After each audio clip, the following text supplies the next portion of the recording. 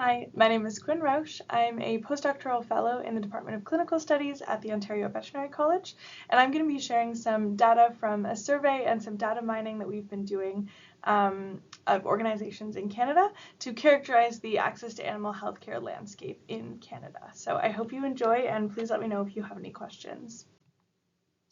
So first, let's talk about barriers to access animal healthcare. And as a lot of you know, accessing animal healthcare is impeded by many intersecting factors, primarily financial factors, especially because care that is accessed is so expensive, but also because of personal finances.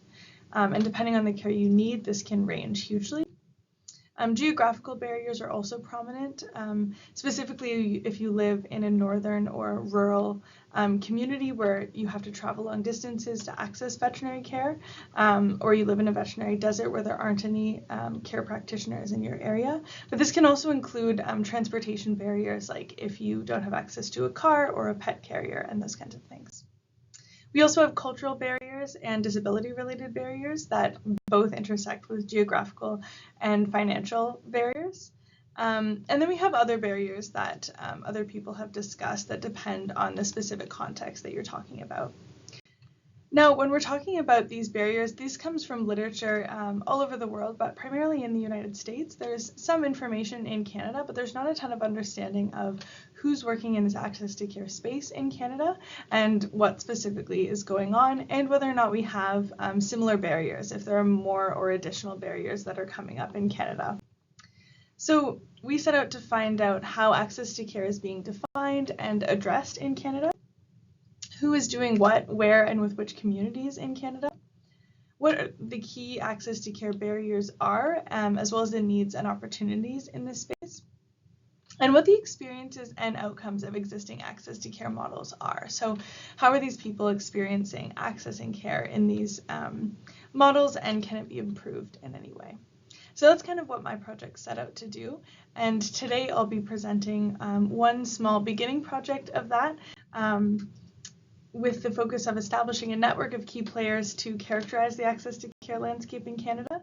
And my presentation today will focus on who is doing what, where, and with which communities. So we're going to be presenting data from a national survey and also some online data mining. So let's start with step one. The first step was to look on the internet and see who was advertising these services, where they were located, and basically what was out there. So we started with online searches for organizations that were Canadian and offering animal healthcare services. And we also wanted them to be advertising accessible services. So we kept this very broad so that we could get as many organizations as possible and then pare down our understanding after that if we wanted to. So after all of that, what did we find? Well, our wonderful summer student, Miriam, did a lot of this data mining, which is amazing. Thank you so much to her. And with her help, we found over 500 organizations that ended up in our database. And this map is just kind of a representation of a decent chunk of the organizations, just to show you where they're located. Now, these are their brick and mortar institutions, so they're actual physical clinics. And you can see that they're mostly located in the southern part of Canada, specifically the southern Quebec, Ontario, Alberta, and British Columbia, and that there are very few organizations with brick and mortar institutions in the northern provinces as well as the territories. There are almost none.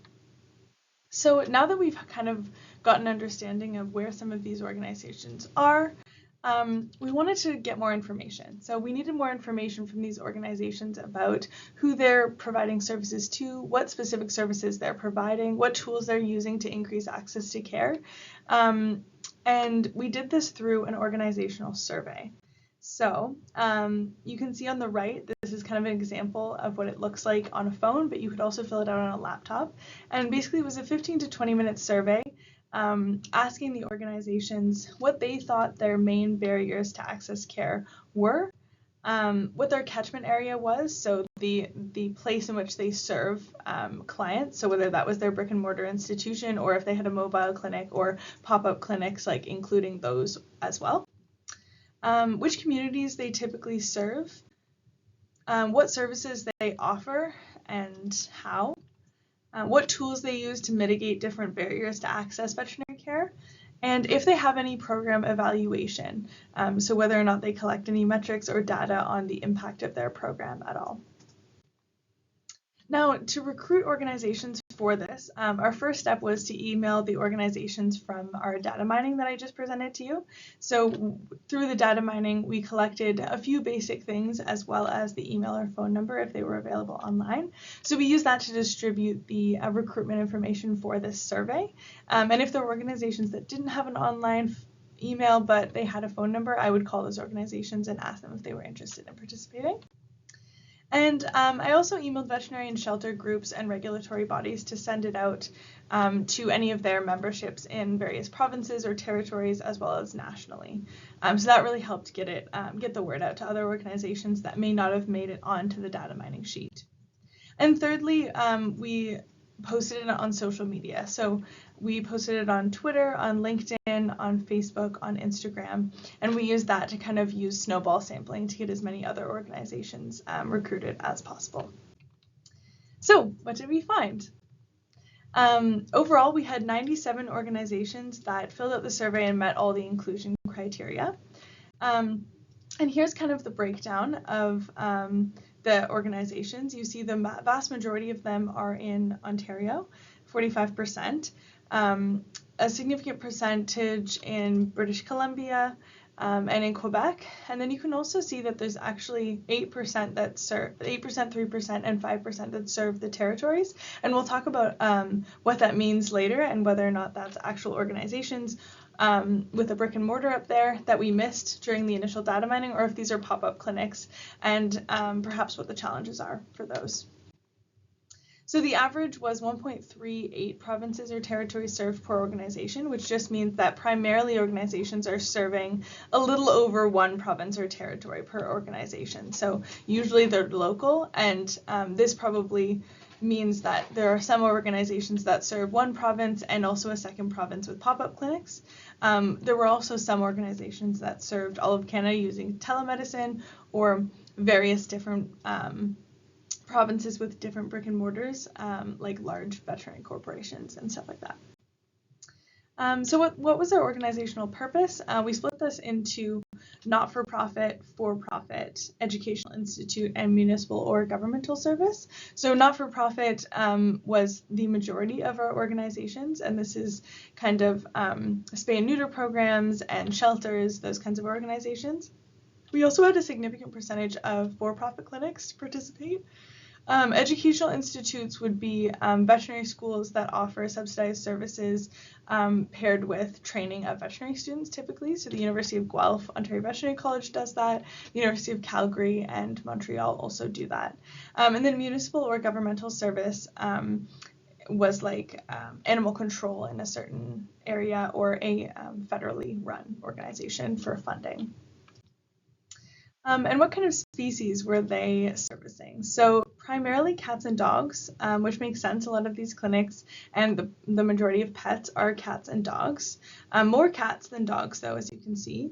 Almost 50% served small animals like rabbits, guinea pigs, mice, rodents, those kinds of things. 27% served exotic animals, and 12% agricultural.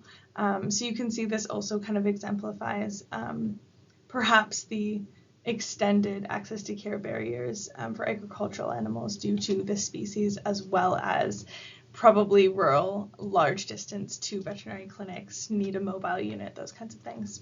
But obviously this is also skewed to who was recruited and decided to answer the survey. Which underserved communities did they report to be servicing?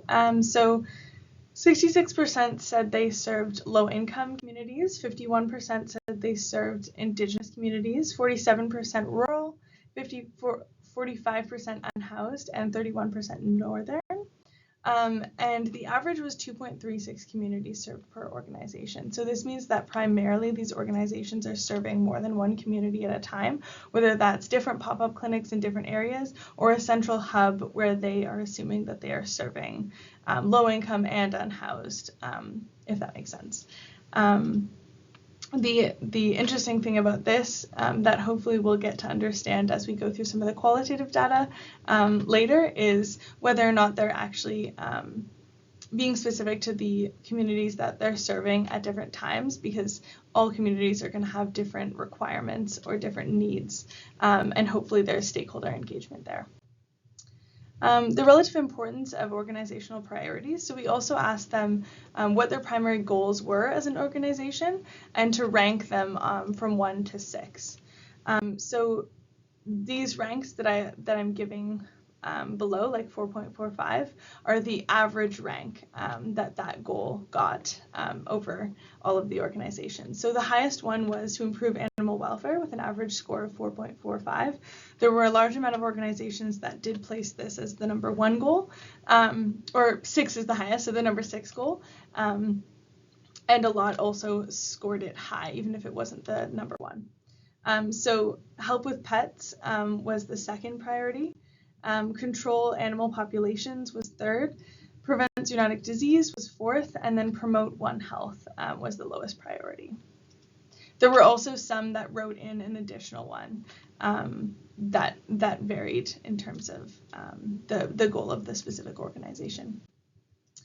So we also asked the organizations in a qualitative question to tell us what the barriers to accessing veterinary care were and what they thought the main ones were. And so this is kind of a thematic analysis that is not completed yet, so I thought I would pull out some of the things I'm initially seeing. So this is preliminary analysis of some of the answers that we're seeing, but primarily high cost of care and finances of clients were by far the most commonly discussed in these questions, which lines up with a lot of our literature on the fact that finances are a huge barrier to access care. Systemic racism and other cultural issues.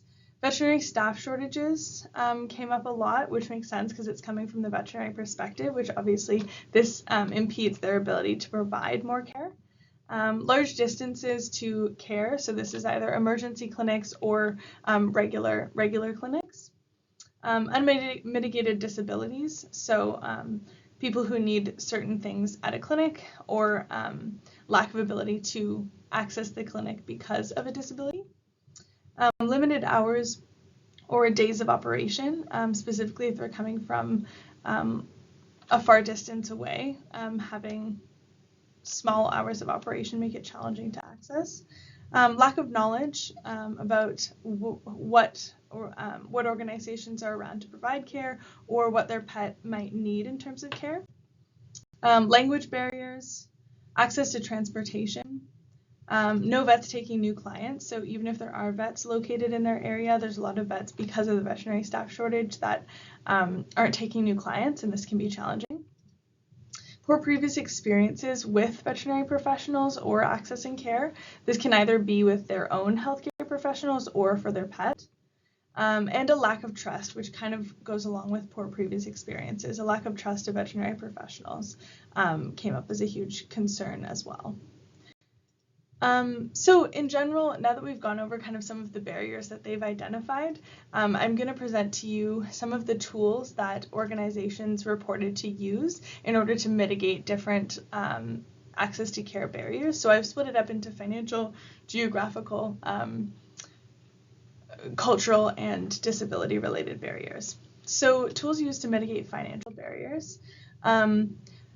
The top one was offering low-cost services, and then second, free services. So we have a lot of organizations that offer free services and low-cost services, especially spay and neuter, vaccinations, those kinds of things. There were also a lot of organizations that offered funding or vouchers and those kinds of things for free services that individuals could apply for or be granted.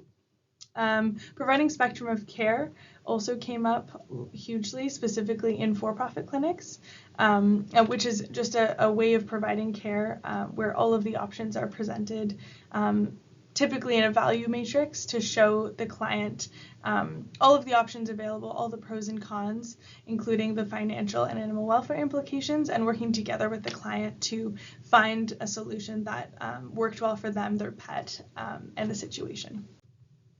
Bundled services were also offered a lot of the time. So whether this is puppy or kitten packs where a bunch of services are offered for a lower price, or in terms of an emergency situation, or in terms of spaying and neutering and vaccinations as the first time a pet were to see a veterinarian, this was also quite prominent. Payment plans also came up a lot, with or without credit checks. I did separate it because obviously payment plans with credit checks, there is an additional barrier there where you need to pass a credit check. And then there were some that had other barriers or other financial mitigation tools that they discussed. A lot of these had to do with no particular policy of the clinic itself, but that they had kind of leeway to make decisions where they had a certain amount per year where they could offer free services, or they were lenient with certain clients in certain situations. 93% of organizations used at least one tool, and on average 2.26 tools were used per organization. So most of these organizations that filled it out did use at least one financial mitigation tool and used at least two, average a little over two. Okay, what about geographic barriers? Provision of items was the top one that people talked about. So this included things like a carrier for their pet, if that was helpful for them to travel. And next was pop-up clinic in a geographically underserved area. So this is kind of what I was talking about before. Although we saw 8% serving none of it, a lot of these are pop-up clinics that are an organization primarily with a brick and mortar institution in a different place, and they spend a week or so up in different communities providing care once a year, once every 2 years, a few times a year, and that would be a pop-up clinic. And a mobile unit was also coming up a lot, so having a mobile unit in the clinic where they can travel to people's houses and provide care. Telehealth was also offered in a lot of clinics, which was people could get services over the phone or over video chat.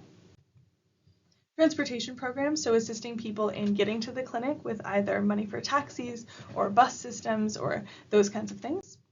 Extended hours. Now I did put extended hours in geographic barriers because if you're traveling from a long way away, or you work regular work hours and you're traveling from a long way away, extended hours help you to be able to get to the clinic when it's still open. And then brick and mortar institutions in a geographically underserved area. So only 7% of these organizations actually have a brick and mortar in geographically underserved areas. So a lot of these organizations that have pop-up clinics in underserved areas, these underserved areas are getting healthcare once a year, perhaps, but they don't have continuous access to this healthcare, which can be obviously a continued barrier for them when the pop-up clinic isn't there. And 10% again said other. 92% of organizations used at least one of these tools, and on average they used 2.38 tools. So again, we see a vast majority of organizations providing at least one tool to mitigate geographic barriers, and on average a little over two. Okay, so tools used to mitigate cultural barriers. 41% reported that they had staff cultural safety training.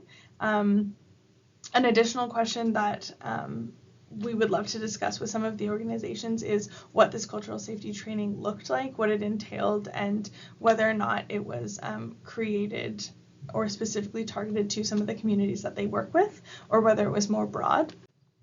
29% reported that they have diverse staff, and again, we didn't ask for specifics on this. We just kind of talked about whether or not they were diverse in a way that reflected their clientele. But again, it would be interesting to get more information on what exactly this means.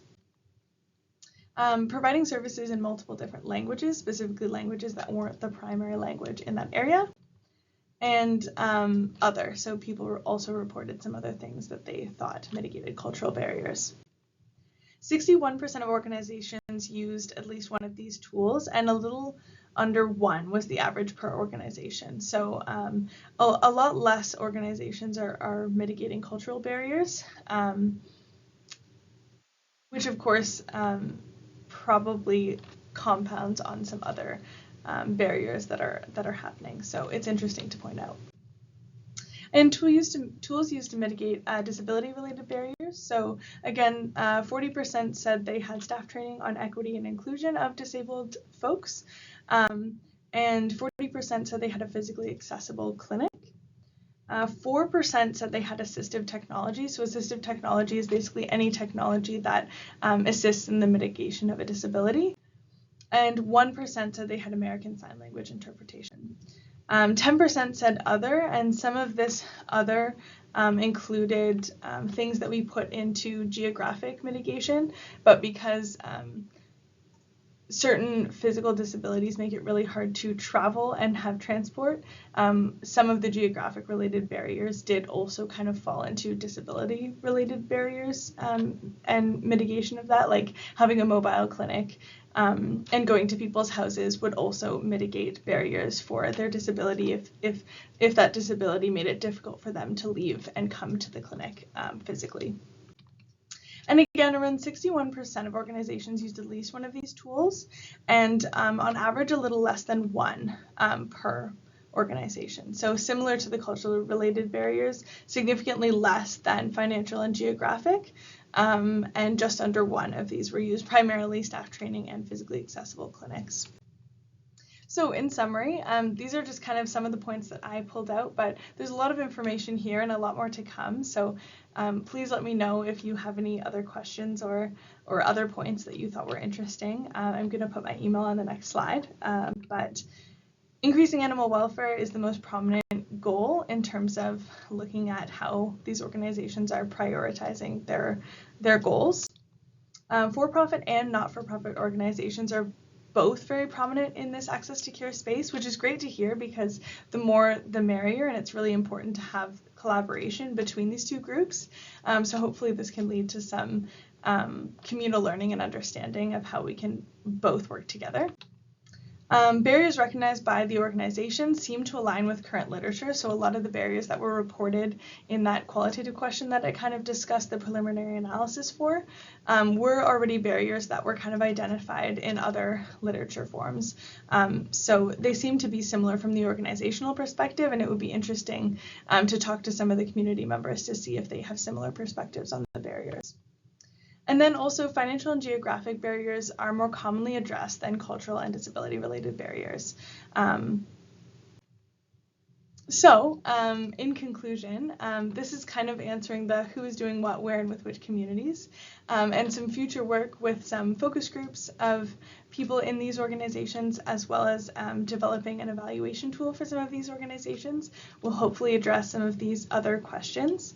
So that's currently what I'm working on right now. So thank you so much. It was a pleasure to chat with you today, and I hope you enjoyed it. I'd like to thank my collaborator and principal investigator, Dr. Lauren Van Patter, my research assistant, Miriam, and my advisory committee made up of some amazing, amazing minds that have helped us curate some of the ideas here, and very, very grateful to have them on board. Thank you so much to PetSmart Charities for your funding, and if you care to look up the Community Healthcare Partnership Program that we have at OVC, here's a QR code. And then if you want to contact me, here's my Twitter and LinkedIn and my email. So feel free to send me an email. I love to chat about all things access to care. And if you have any ideas or you just want to chat about stuff, please do reach out.